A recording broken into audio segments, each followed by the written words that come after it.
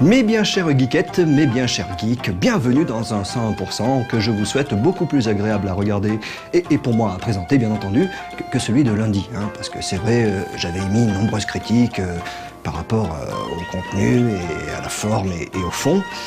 Et heureusement, j'ai l'impression que ça a été entendu, puisque le 101% d'aujourd'hui sentira non plus la grande absurdité, mais plutôt la fraîcheur printanière des terrains de sport et de la sueur, avec la critique de Summer Stars 2012, avec Katsuka, avec Tokyo Café aussi peut-être, et surtout avec les news.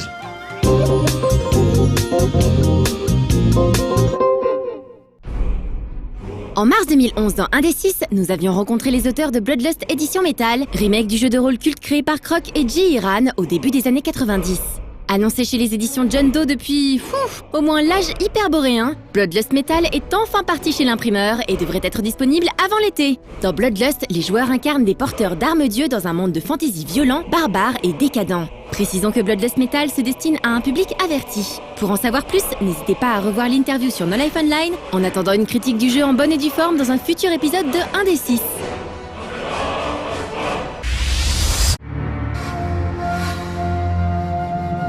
Développé par Zen Studio depuis 2009, Kickbeat est un jeu de rythme musical qui se différencie des Guitar Hero et autres patapons. Kickbeat est basé sur un gameplay simple issu du style beat matching afin de ne pas déstabiliser les habitués du jeu de musique. Inspiré des vieux films asiatiques de Kung Fu, il reprend l'idée d'associer les combats à une chorégraphie rythmée. Le jeu a aussi pour but de proposer un nouveau gameplay ne comportant ni flèches ni boutons à activer. Les développeurs souhaitent que le joueur se concentre sur les mouvements du personnage. Pour les combattre, il faudra réaliser les bonnes actions au bon moment à l'aide des touches de la console et de l'écran tactile de la Vita. Le jeu possède actuellement 18 pistes diversifiées dans lesquelles on trouve aussi bien du rock que du hip-hop. Il intégrera également un système de création de niveaux inspiré du jeu Audio Surf qui retranscrira les musiques de son propre répertoire en séquence de combat. D'après Neil Sorens, le directeur créatif, le jeu proposerait un scénario intéressant autour de personnages humains et du monde de la musique. Pour le moment, le jeu n'est prévu qu'aux US, mais nous ne sommes pas à l'abri d'une éventuelle annonce pour l'Europe.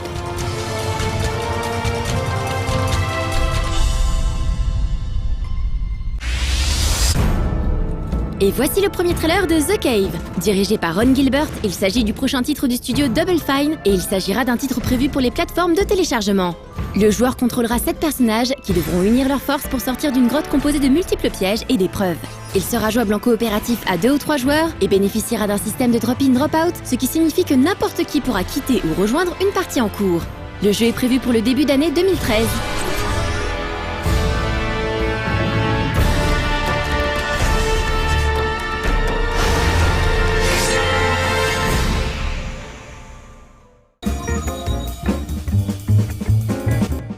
Donc bien évidemment, avec l'approche de l'été, nous allons pouvoir nous esbaudir et nous esbobir de nos prouesses virtuelles sur les jeux de sport afin de nous sculpter une virtualité quelque part pour aller sur les plages et nous sentir beaux et forts et musclés dans l'esprit. Parce que c'est vrai que bon, une fois qu'on sera en maillot de bain devant tout le monde, on n'ira pas, voilà. Donc tout de suite, de la sueur, du sang et des larmes, mais virtuellement. Alors ça va.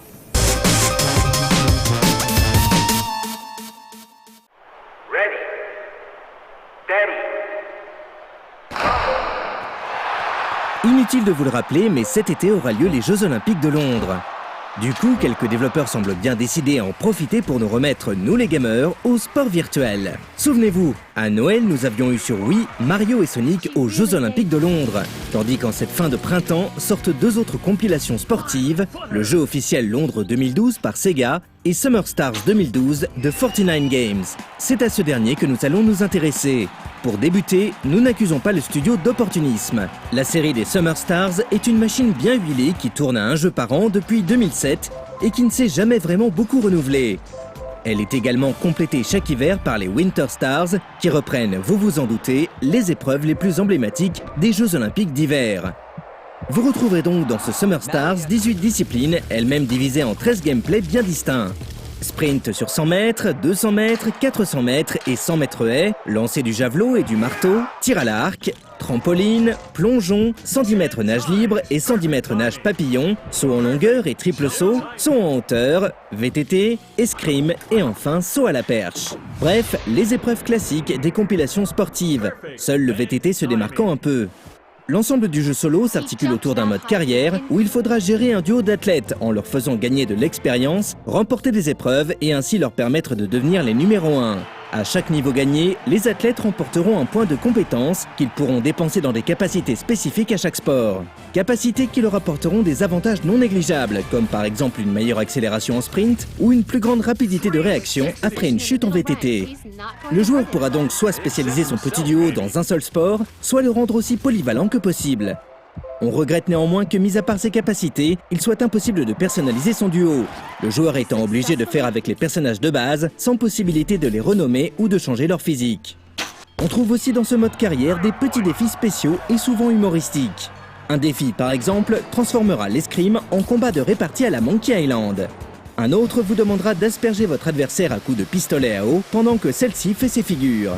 Des bonnes idées, très inspirées des épreuves rêves de Mario et Sonic aux Jeux Olympiques et qui viennent rompre un peu la monotonie du titre. Car inutile de vous faire un dessin, le jeu est très vite répétitif, que ce soit en multi ou en solo. Le nombre de sports proposés reste au final assez faible, d'autant plus que beaucoup ont un gameplay similaire. Les gameplays se divisent d'ailleurs en deux catégories. Soit ceux-ci sont à base de QTE, comme le saut en hauteur ou le trampoline, soit ils sont à base de secouage parkinsonien du stick analogique, comme le sprint, la nage et même le saut à la perche. Car oui, Summer Stars ne repose pas sur du bourrinage de boutons, mais du bourrinage de sticks. Et ça pose évidemment deux problèmes. Le premier, c'est qu'on a un peu peur pour la manette, vu que le jeu exige pour être compétitif d'être ultra violent. Et le second, c'est que du coup au bout d'un quart d'heure, on a la main droite endolorie. La majorité des épreuves est par conséquent assez désagréable à jouer, la palme allant à la nage qui réussit le luxe de proposer un gameplay confus et réellement épuisant.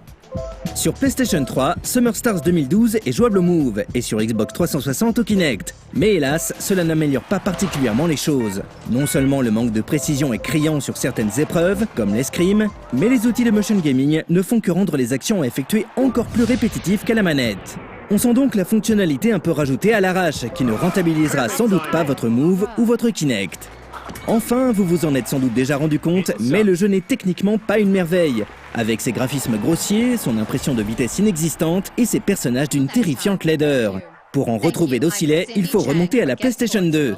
Malgré son prix autour de 40 €, Summer Stars 2012 peine à convaincre et surtout donne envie de ressortir sa PlayStation et le bon vieux International Track and Field 2000 de Konami, définitivement indémodable.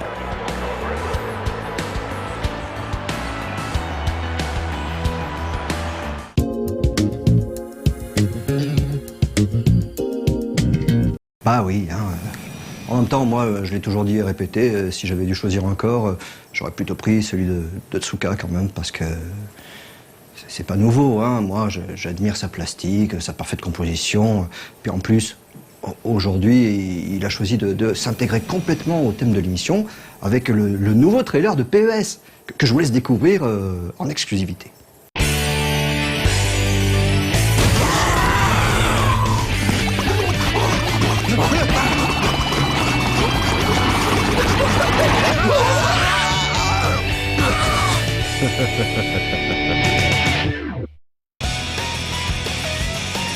Salut à tous! Cette semaine dans Katsuka, on se penchera notamment sur un long métrage japonais assez chelou, sur une série promotionnelle par le studio 4C et sur un court métrage étudiant tout choupi. Mais avant ça, les news!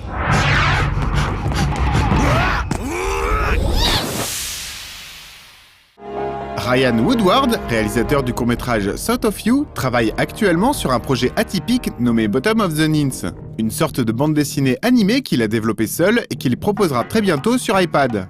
En attendant de savoir si l'expérience narrative est réussie, on peut déjà se régaler avec ces quelques jolis extraits issus de la bande-annonce.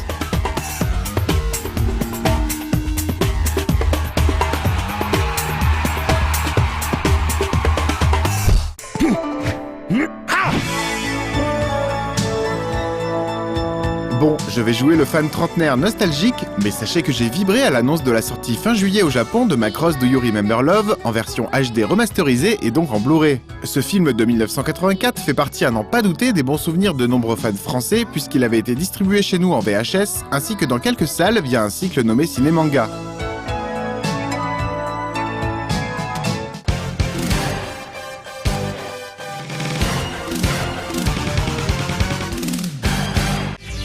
Prévu fin août dans les salles japonaises, After School Midnighters semble être une sacrée curiosité réalisée par Takekiyo Hitoshi d'après un court-métrage qu'il avait déjà signé en 2007. Le personnage principal de ce long-métrage est un modèle de corps humain comme on peut en trouver dans les classes de maternelle, sauf que celui-ci prend vie après minuit, ce qui semble intéresser un trio d'élèves pas très sérieux. Voici la bande-annonce de ce probable ovni filmique.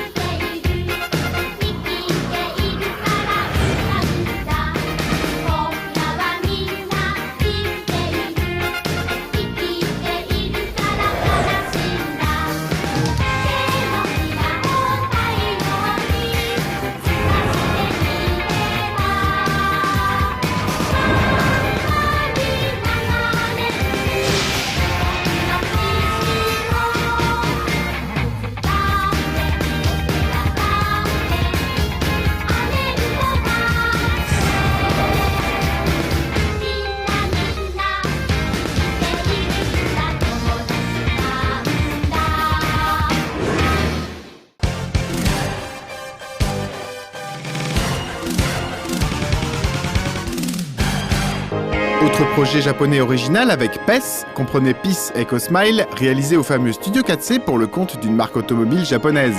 Sauf qu'il ne s'agit pas de publicité, mais d'une véritable mini-série animée mélangeant science-fiction et comédie romantique, avec quelques voitures en filigrane bien sûr. Le premier épisode est visible dès aujourd'hui sur internet, et voici tout de suite la bande-annonce.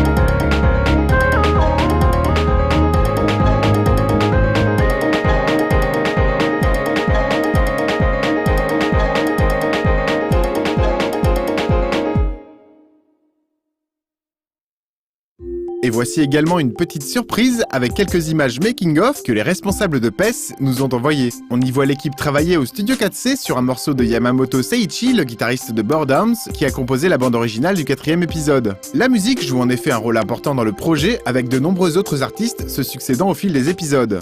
La série est réalisée par Hayashi Yuichiro et comprendra 7 épisodes pour la première saison. A noter enfin la participation de la comédienne de doublage Yajima Akiko, très connue pour être la voix de Crayon Shin-chan.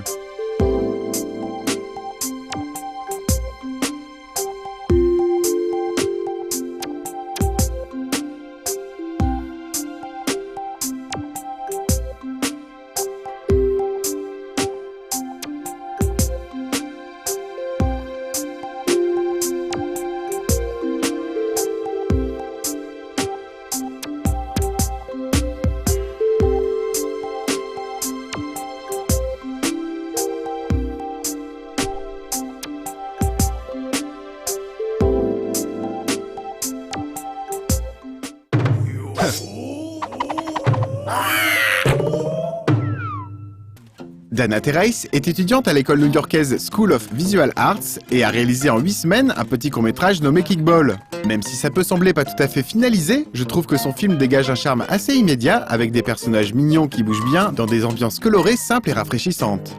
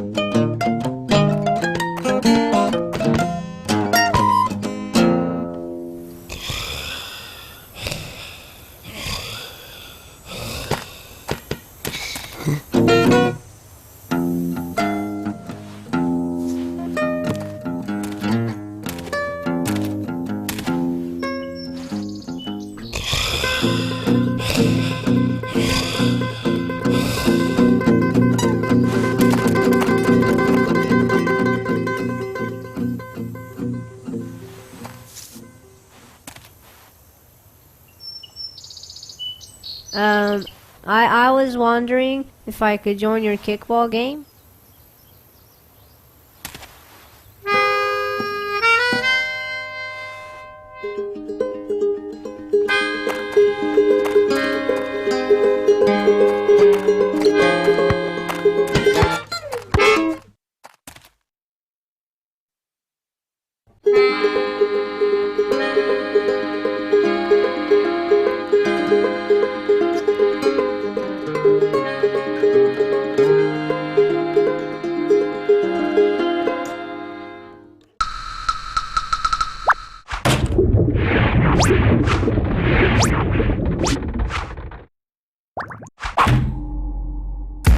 Cette semaine, le mini-conseil de Regardure nous vient du studio néo-zélandais Wild, qui a réalisé un petit film amusant dont le titre en français pourrait être « Premier jour au boulot ». On y aperçoit les débuts professionnels de quelques personnages célèbres, mais pas tout à fait opérationnels.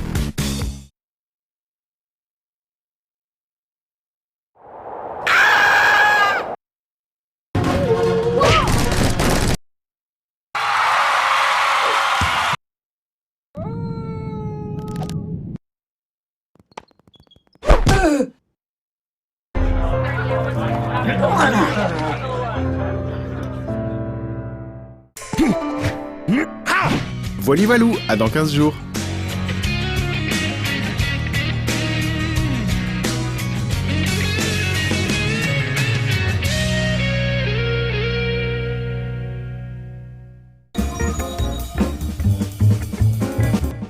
Alors là, forcément, arrive la rubrique sur laquelle vous vous dites « Ah, bah là, il va se casser les dents parce que sa thématique sueur, sang et larmes avec Tokyo Café, pauvre mademoiselle Suzuka. » Eh ben si, je suis désolé, mais courir partout avec un micro à la main et puis poser des questions à tous les gens, leur courir après, les attraper, les maintenir sur place en leur faisant des clés au bras, des Boston Crabs, vous croyez que c'est pas du sport ? Et ça reste une athlète pleine de féminité et de fraîcheur. Et ça, c'est incroyable, ça doit être parce que c'est une fille. Je ne comprends pas. Je suis jaloux, moi aussi, à ce moment-là, forcément. J'aurais voulu être une fille.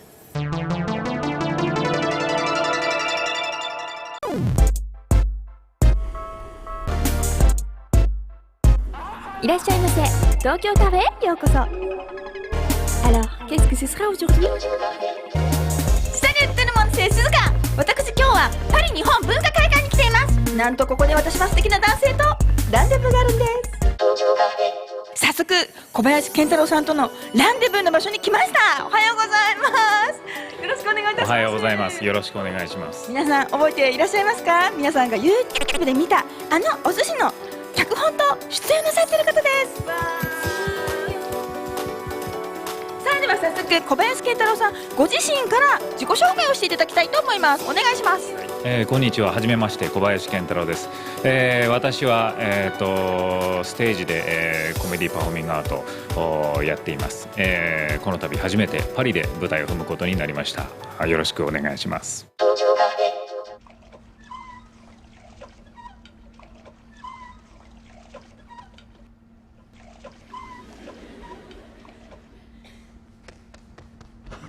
よし、間に合った。出ない。はっ。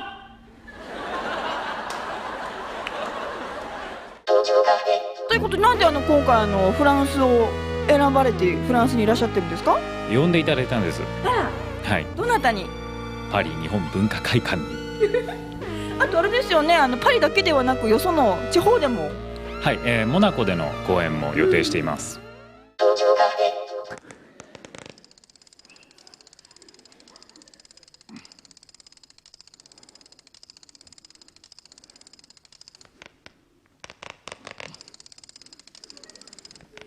おー、でかい。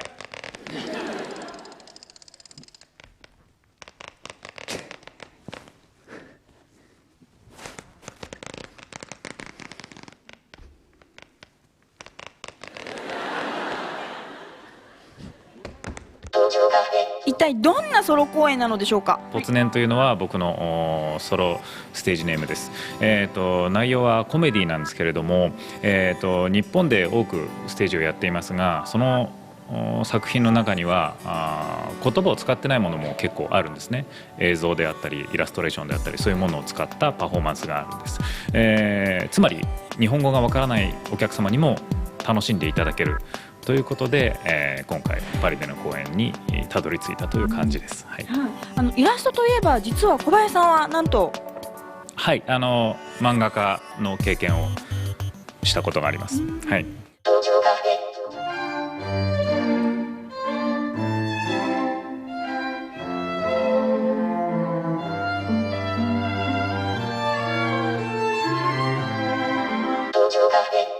タイトルのポツネンですけれども、一体どういう意味があるんでしょうか？はい、ポツネンというのは日本語で、一人寂しくいる様という意味があります。僕はステージ上に一人しかいませんので、広いステージの中で寂しそうにパフォーマンスをしている私の姿をイメージしてつけた名前です。はい。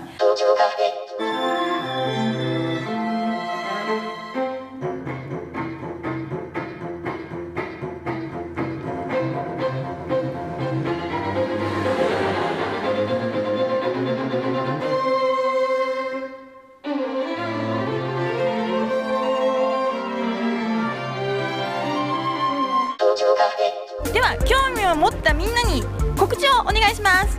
はい、6月14、15、16パリ日本文化会館で、私小林健太郎が作演出のポツネンというライブショーがあります。ぜひ遊びにいらしてください。そしてモナコでは6月19日です。詳しくはウェブサイトなどで調べてみてください。はい、ということでステージ上の小林さんはポツネンですけれども、私も遊びに行ってみんなでワイワイと、客席の方はワイワイと盛り上がりたいと思いますので、みんなフブレッコンブブレ。